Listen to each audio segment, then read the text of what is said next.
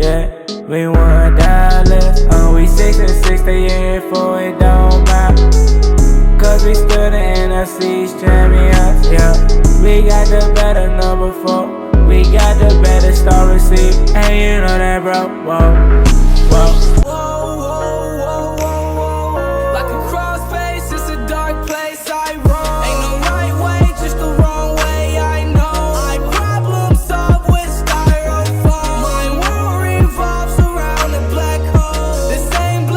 So just as soon as I stopped recording, right?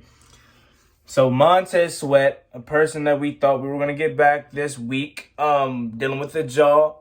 Soon as apparently he was cleared to come back, he's now on the COVID reserve list, and since he is unvaccinated, he'll be out at a minimum of 10 days. Yes, Montez Sweat has been confirmed for testing positive for COVID, and it sucks, man. Like, all these mountains are stacking up against us at the wrong time. Like, it's like as soon as we think we're getting people back, more people go out. And as soon as we thought we were getting Montez Sweat back, he goes on the COVID list because he tested positive for COVID. So let me know what you guys think about this, and enjoy the rest of the video. Yeah, so that's a little snippet of the song that I made yesterday, dissing the Cowboys. You know, it's Dallas hate week, man, and it's time to reignite this rivalry. You know, it's been terrible over the past few years. I mean, obviously, us as fans, we always enjoy it, but And I personally ain't grew up in the glory days, obviously, so nothing will ever replace what happened in the 80s and 90s. But for me personally, the best time of Redskins Cowboys was 2012, just around the the mid 2000, like late the early 2010s, I should say. Actually, that's when, for me personally, that's when this rivalry was at top notch, right? And as of late, it's been bad, because, I mean, obviously we haven't been the best. And it's just like, I don't know, man. It's obviously not the same faces anymore. Tony Romo, RG3, Miles Austin, and all those guys. There's Bryant, obviously. And for us, the Sean Taylors and LeRon Landry's. And I could just go on, about how all the just rivalry, London Fletcher, Brian, none of that's the same. I mean, we obviously understand that.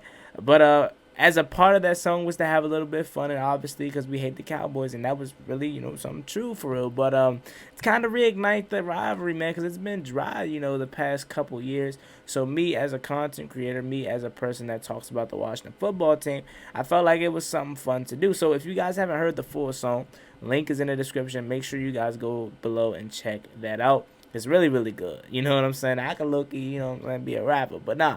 All right, let's get straight into today's video, though. So we got some bad news. Some bad news. I ain't gonna lie and say it's not no bad news, because it's bad news.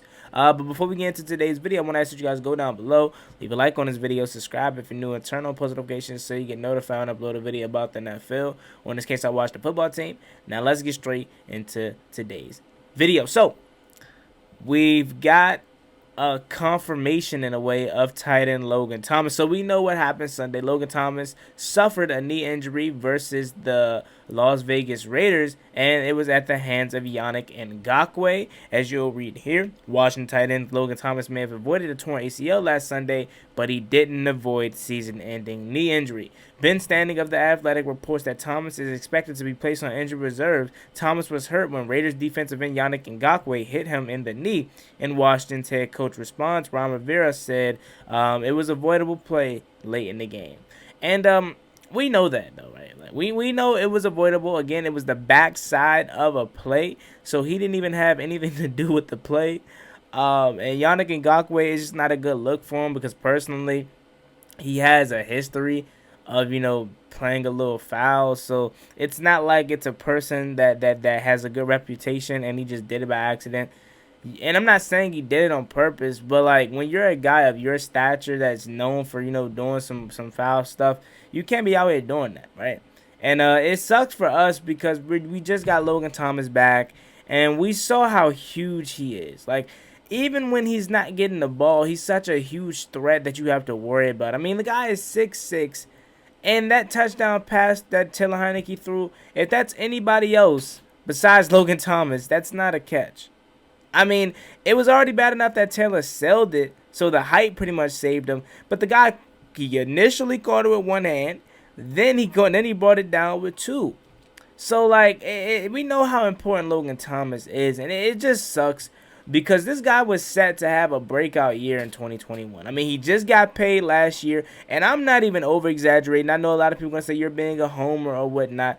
I'm not saying he is as or will be as good as a Travis Kelce, but I'm saying if Logan Thomas stayed healthy this whole year, he would probably be, and I'm talking strictly for this season as far as stats wise, he would probably be right behind, Travis Kelce for probably most tight end yards in this year's season, because this guy is such a huge vocal point of this offense. Again, we saw that early in the game before he went down late in the game, and it sucks, man, because we're making a late playoff push. We're 6-6. We got a big game versus the Cowboys this Sunday, and he was going to be an intricate part of our success on Sunday. Now we have to go without him for the remainder of the season. So if you guys don't understand how IR works, you go on short-term IR for one time, and you can't go on it again. Logan Thomas, he went on short-term IR earlier in the season dealing with a hamstring. Remember week 4 versus the Falcons, and we're just now getting him back.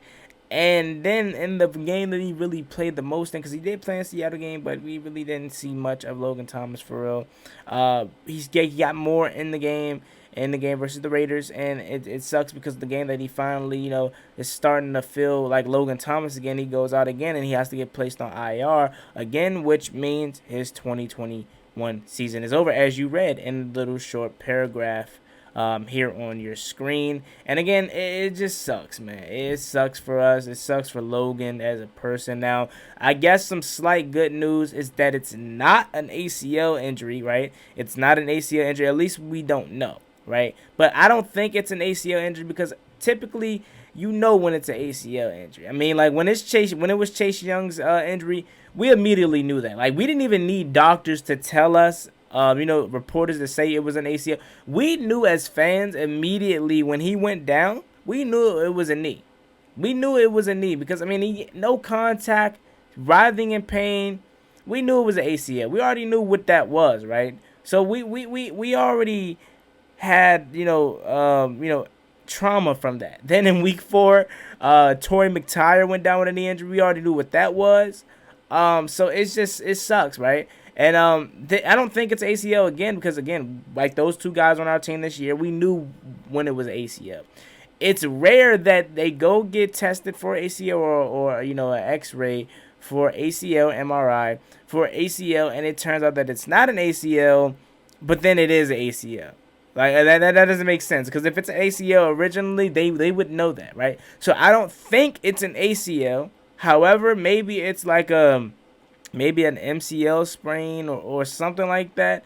I don't know. It's something significant that's going to keep him out for at least 4 weeks, and he can't go on IR again because that's going to end the season. I'm more, I really want to know because, like I said, we have confirmation that his season's over, but we don't have confirmation of what the actual knee injury is because I'm wondering, like what Ron Rivera did with Brandon Sheriff, right? And then what he did with Tyler Larson.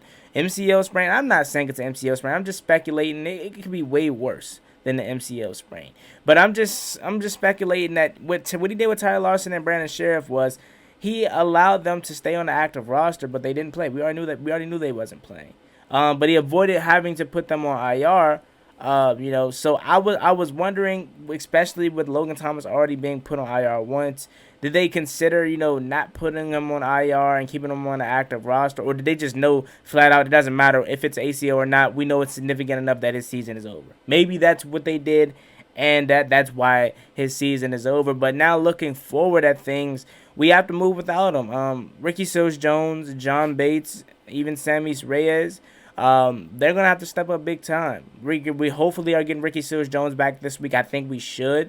Practice hasn't started yet. I'm recording this video at 11:07.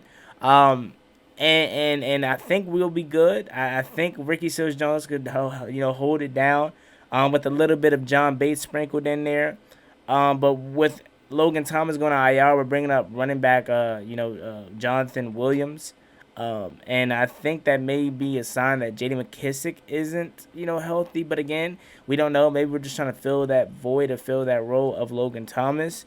But yeah, Ricky Seals-Jones is gonna have to have the heavy workload, and he's working himself back from like a hip pointer or something like that, and he's gonna be actually do a lot, which I think he is capable. I think he may have the best hands out of our tight end group because he's a former wide receiver.